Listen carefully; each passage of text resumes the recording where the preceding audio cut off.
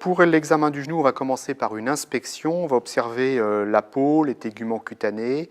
On va vérifier que le genou n'est pas gonflé de façon anormale par rapport au genou contralatéral qui n'est pas douloureux.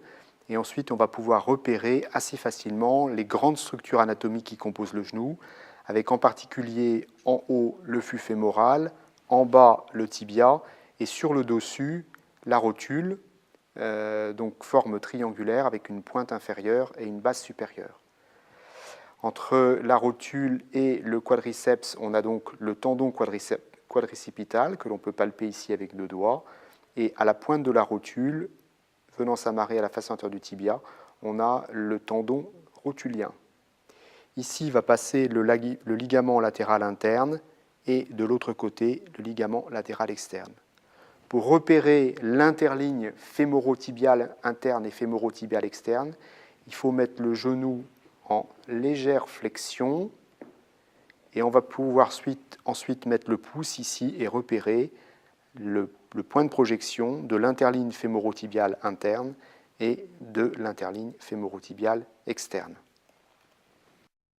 On peut examiner également d'un petit peu plus près la rotule, et en particulier on peut palper sa face supérieure, vérifier qu'il n'existe pas un épanchement qui serait situé au-dessus de la rotule et qui serait donc une bursite. On peut ensuite mobiliser la rotule légèrement latéralement, vers la droite ou vers la gauche, et on peut même la subluxer vers l'intérieur, de façon à palper avec 2 doigts en crochet sa face inféro-interne, et on peut subluxer la rotule vers l'extérieur pour palper également sa face inféro-externe. Si le genou est apparemment gonflé, on va s'intéresser à la possibilité qu'il soit le siège d'un épanchement, et dans ce cas-là, on trouve un signe qu'on appelle habituellement le signe du glaçon. On va comprimer un petit peu la partie supérieure du tibia et du fémur pour faire descendre l'éventuel liquide articulaire qui est situé dans les cul-de-sac sous la rotule.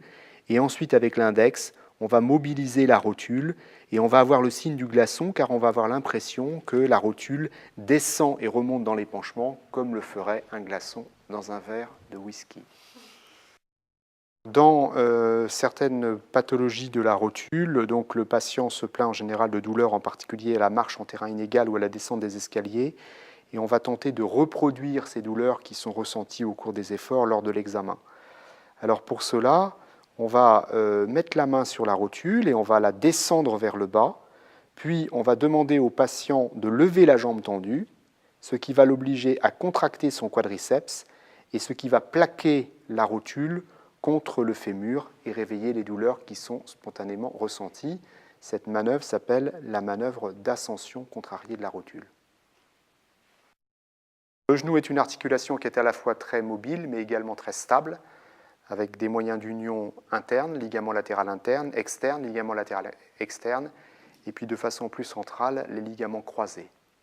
Donc les lésions ligamentaires du genou, que l'on appelle en fait les entorses des genoux, vont provoquer l'apparition d'une laxité, c'est-à-dire d'une mobilité anormale du genou.